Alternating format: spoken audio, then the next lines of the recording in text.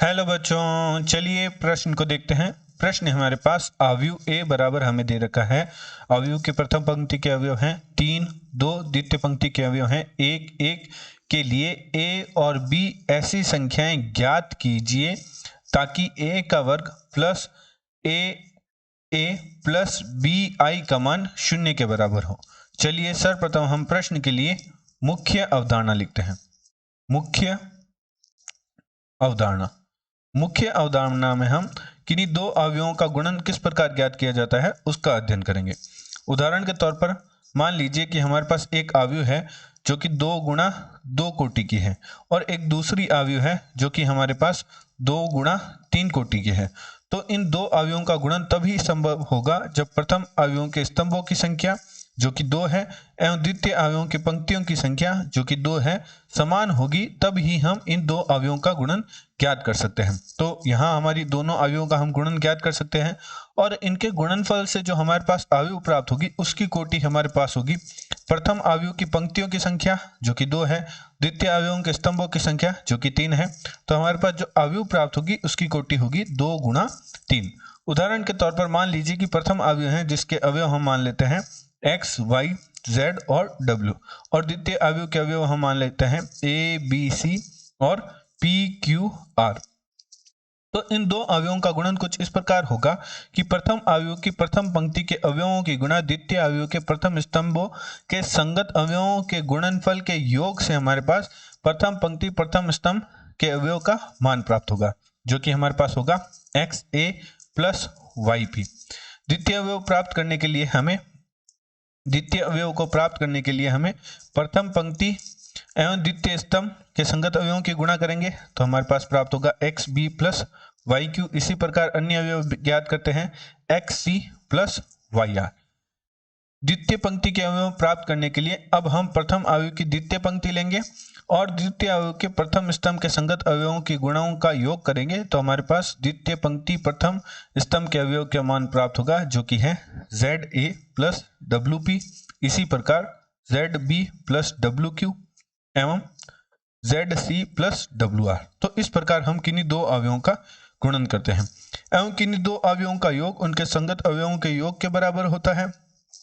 एवं यदि कोई दो अवयव परस्पर बराबर है, अर्थात हमें मान लीजिए उदाहरण के तौर पर मान लीजिए कि हमें दो अवयव दे रखी है। प्रथम अवयव है जो कि 2 गुणा 2 कोटि की है एक्स, वाई, जेड और डब्ल्यू और ये बराबर है द्वितीय अवयव के ए, बी, सी, डी के। तो यदि दो अवयव परस्पर बराबर है तो इनके संगत अवयव भी बराबर होंगे, अर्थात x बराबर होगा 1 के, y बराबर होगा b के, z बराबर होगा c के एवं w बराबर होगा d के।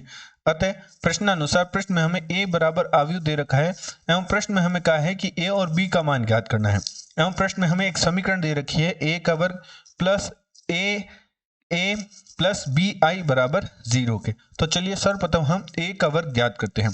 तो a का वर्ग किस प्रकार प्राप्त होगा? a के वर्ग को हम लिख सकते हैं a गुणा a। तो हमारे पास a का वर्ग बराबर प्राप्त होगा, हमारे पास प्रश्न में a बराबर अवयव दे रखा है जो कि हमारे पास है 3 2 1 1 की गुणा हम 3 2 1 1 अर्थात a की गुणा 1 से करेंगे तो हमारे पास a के वर्ग का अवयव प्राप्त हो जाएगा, a का वर्ग का मान प्राप्त हो जाएगा। तो गुणा करते हैं तो मुख्य उदाहरण में हमने दो अवयवों का गुणन देखा था, तो किस प्रकार करेंगे 3 की गुणा 3 से तो 9 प्लस 2 की गुणा 1 से तो 9 प्लस 2 हमारे पास हो जाएगा 11। इसी प्रकार अन्य अवयव हमारे पास प्राप्त होंगे 8, 4 और 3। तो हमने दोनों अवयवों के गुणनफल से हमारे पास a के वर्ग का मान प्राप्त हो गया। अतः प्रश्नानुसार प्रश्न में हमारे पास समीकरण दे रखी है जो कि हमारे पास है a का वर्ग plus a capital A plus B I का मान हमें दे रखा है 0 के बराबर।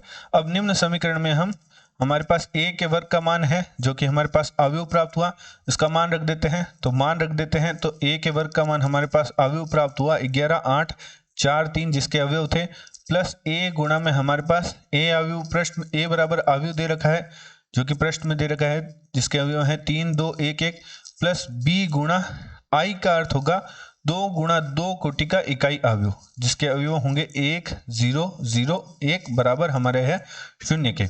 तो चलिए अब गुणा करते हैं। तो 11 8 4 3 प्लस ए की अवयव के अंदर गुणा करेंगे तो प्रत्येक अवयव के साथ होगी, तो 3a 2a a a। इसी प्रकार b की गुणा करेंगे तो प्रत्येक अवयव के साथ होगी b 0 0 b। अब अवयवों को जोड़ देते हैं, बाएं पक्ष को जोड़ेंगे तो किन्हीं दो अवयवों का योग, दो या दो से अधिक अवयवों का योग उनके संगत अवयवों के योग के बराबर होता है, एवं किन्हीं दो अवयवों का योग तभी संभव है जब दोनों अवयवों की जो कोटि है वह समान हो। तो यहाँ हमारे तीनों अवयवों की कोटि समान है, अतः इनके संगत अवयव जोड़ देते हैं तो हमारे पास जो अवयव प्राप्त होगा वह प्राप्त होगा 11 प्लस 3a प्लस b। द्वितीय अवयव हमारे पास प्राप्त होगा 8 प्लस 2a प्लस 0। तृतीय अवयव हमारे पास प्राप्त होगा 4 प्लस a प्लस 0। और अंतिम अवयव हमारे पास प्राप्त होगा 3 प्लस a प्लस b बराबर हमारे पास है 0 के। तो 0 को हम लिख सकते हैं, 0 अवयव भी लिख सकते हैं 0 0 0 0। अब हम चूंकि दो अवयव परस्पर बराबर है तो इनके संगत अवयव भी बराबर होंगे, तो हम संगत अवयवों की तुलना कर a तथा b का मान ज्ञात करते हैं। तो प्रथम अवयवों की तुलना करेंगे जो कि हमारे पास था 11 प्लस 3a प्लस b बराबर हमारे है 0 के। इसे हम समीकरण 1 बना देते हैं। एवं द्वितीय अवयव की तुलना करते हैं, 8 प्लस 2a हमारे पास बराबर हो जाएगा 8 प्लस 2a बराबर हो जाएगा 0 के, जहां से a का मान हमारे पास हल करने पर प्राप्त होगा -4। तो a का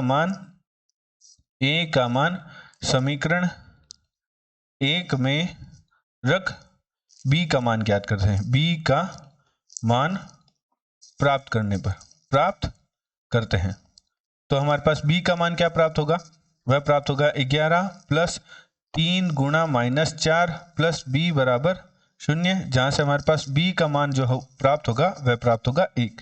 प्रश्न में हमें b तथा a का मान पूछा था, तो a का मान हमारे पास प्राप्त हुआ -4 और b का मान हमारे पास प्राप्त हुआ 1। आशा करते हैं आपको प्रश्न का हल समझ आया होगा। धन्यवाद।